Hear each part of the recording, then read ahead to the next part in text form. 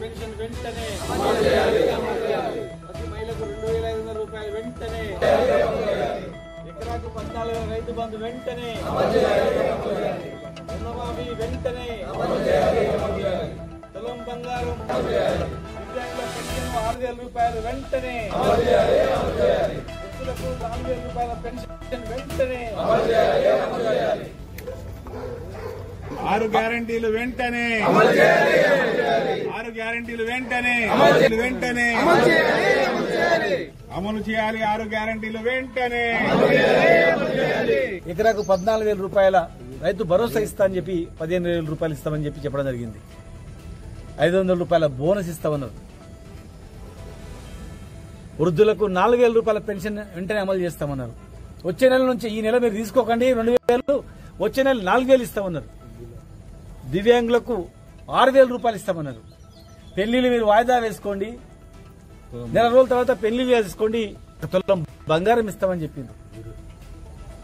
మరి విద్యార్థినులకు స్కూటీలు ఇస్తామని చెప్పింది. 2 లక్షల ఉద్యోగాలు 6 నెలల్లో భర్తీ చేస్తామని చెప్పింది. ఇక ఎన్నో హామీలు ఇవాళ తీర చూస్తే పైసలు పెడితే యూరియా బస్తా దొరికిన పరిస్థితి వచ్చేసి ఈ బోనసులన్నీ బోగస్ అని తెలిసిపోయింది. మళ్ళీ ఇవన్నీ ఎట్లిచ్చిరంటే బాండ్ పేపర్ల మీద సంతకాలు పెట్టి కొన్ని నియోజకవర్గంలో 100 రూపాయల బాండ్ పేపర్ ఇచ్చి సంతకం పెట్టి 10 రూపాయల బాండ్ పేపర్ ఇచ్చి ఇంటింటికి 10 రూపాయల బాండ్ పేపర్ సంతకం పెట్టించింది. ఇంత ఘోరమైనటువంటి మోసము ప్రపంచంలో ఎక్కడ ఉండదు. అమెరికా ఇతర దేశాలు ఇట్లా చేస్తే తీసుకుపోయి జైల్లో పెడతారు. కాకపోతే ఇది ప్రజాస్వామ్య దేశం కనుక ఎన్ని బోనస్లు ఎన్ని బోగస్లు చెప్పినా కూడా అబద్దాలు చెప్పి అధికారంలో వచ్చినా హామీలు నెరవేర్చకపోతే ఏమంటే పరిస్థితి ఉంది అలా. కనుక ఈరోజు ఆనాడు గ్యారంటీ సేమ్ ఇందులో ఉన్నటువంటి ఏ ఫోటోలు అయితే పెట్టిండ్రో సేమ్ ఈ ఫోటోల పేరు మీద రైతు భరోసా మీద ఇట్లా ఇదే ఫోటో పెట్టి గ్యారంటీ కార్డు ఇచ్చిండ్రు. తర్వాత నిరుద్యోగులకు గ్యారంటీ కార్డు ఇచ్చిండ్రు. విద్యా భరోసా కార్డు అది ఇచ్చిండ్రు. తర్వాత మహిళలకు ఇదే కార్డు, వృద్ధులకు ఇదే కార్డు, షాదీ ముబారక్ కళ్యాణలక్ష్మికి, దివ్యాంగులకు అంటే ఇదే కార్డు కొట్టించి వాళ్ళు గ్యారంటీ కార్డులు ఇచ్చిండ్రు. ఇదే కార్డుల మీద మేము బాకీ కార్డు అంటే 22 పరిపాలనలో ఒక్కొక్క మరి 55,000 రూపాయలు ఇవ్వాలి. వృద్ధులకు ఇప్పటివరకు 44,000 రూపాయలు బాకీ పడ్డారు. ప్రతి మహిళకు 55,000 రూపాయలు బాకీ పడ్డారు. దివ్యాంగులకు 44,000 రూపాయలు బాకీ పడ్డారు. షాదీ ముబారక్ కింద దాదాపు కొన్ని వందల కిలోల బంగారం బాకీ పడ్డారు పెళ్లి అయినటువంటి వాళ్ళకు. రైతు భరోసా కింద రుణమాఫీ 2 లక్షల రూపాయలు బాకీ పడ్డారు. ఎకరాకు 76,000 రూపాయలు మామూలు రైతులకు 5 ఎకరాలు తీసుకుంటేనే 76,000 రూపాయలు ప్రతి రైతుకు బాకీ పడ్డారు. మరి నిరుద్యోగులకు నిరుద్యోగ వృత్తి ఇస్తామన్నారు. వాళ్ళకు 88,000 రూపాయలు బాకీ పడ్డారు. స్కూటీ బాకీ పడ్డారు. విద్యా భరోసా కార్డు కింద 5 లక్షల రూపాయలు ఎలక్షన్లకు వచ్చినప్పుడు ఈ కార్డు చూపించి మీరు ఈ బాకీ తీర్చండి. ఒక మహిళ ఉందనుకోండి, వచ్చి నువ్వు 55,000 రూపాయలు బాకీ తీర్చి నువ్వు అడుగు ఓటు, స్కూటీ ఇచ్చి ఓటు అడుగు, 44,000 రూపాయలు ఇచ్చి దివ్యాంగులను ఓటు అడుగు, వృద్ధులకు 44,000 ఇచ్చి ఓటు అడుగు, పెళ్ళైన వాళ్ళు మా ఇంట్లో 2 ఉన్నారు 2 తులాల బంగారం ఇచ్చి ఓటు అడుగు.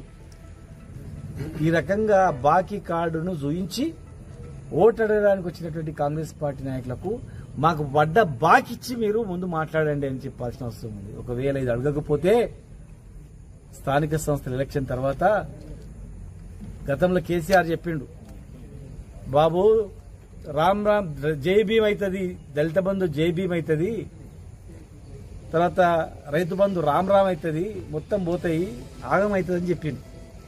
మరి స్థానిక సంస్థల ఎలక్షన్ల పొరపాటున ఓటేస్తే అది ఎన్ని అబద్ధాలు చెప్పినా వీళ్ళు నమ్ముతుండ్రు అని చెప్పి ఆ ఎలక్షన్ తర్వాత ఉన్న పెన్షన్ పోతుంది, ఉన్న రైతు బంధు పోతుంది, ఉన్నది ఇంకా కరెంట్ మీటర్లు వస్తాయి.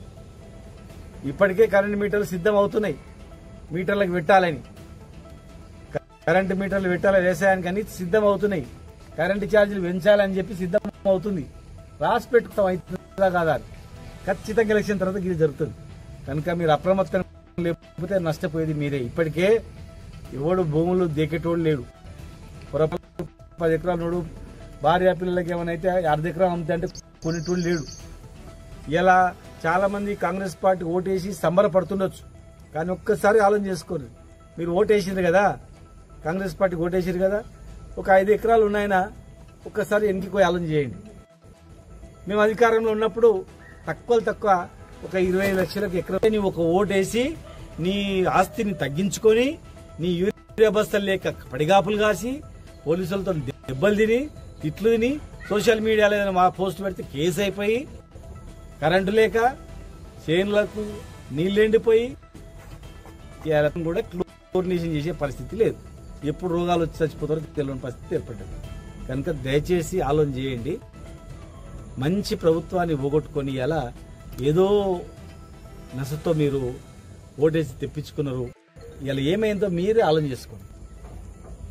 చేసుకొని కనీసం స్థానిక సంస్థలలో మీరు మెజారిటీతో గెలిపించుకుంటే కనీసం ఉన్న స్కీమ్లలో ఆగిపోతాయి. అరే మొత్తం పోయింది, ఇంకా రెవల్యూషన్ వస్తుందని. ఇలా చాలా మంది ఈ రాష్ట్రంలో దేశంలో ఎక్కడినటువంటిది శ్రీలంకలో, తర్వాత మొన్న ఇక్కడ నేపాల్లో, ఫిలిప్పీన్స్ లో ప్రజలు తిరగబడుతారు. ఆ పరిస్థితి వస్తుంది ఏదో ఒక రోజు అని చెప్తారు. మరి స్థానిక సంస్థలలో మీరు గెలిపించుకోకపోతే టీఆర్ఎస్ పార్టీని వాళ్ళు అబద్దాల మీద అబద్దాలు ఆడి అదే నిజం అనుకుని మళ్ళీ ఉన్నది పోతాయి. దయచేసి అప్రమత్తంగా ఉండండి. మీరు ఖచ్చితంగా బీఆర్ఎస్ పార్టీ శ్రీరామ రక్ష, బీఆర్ఎస్ పార్టీ అన్ని వర్గాలకు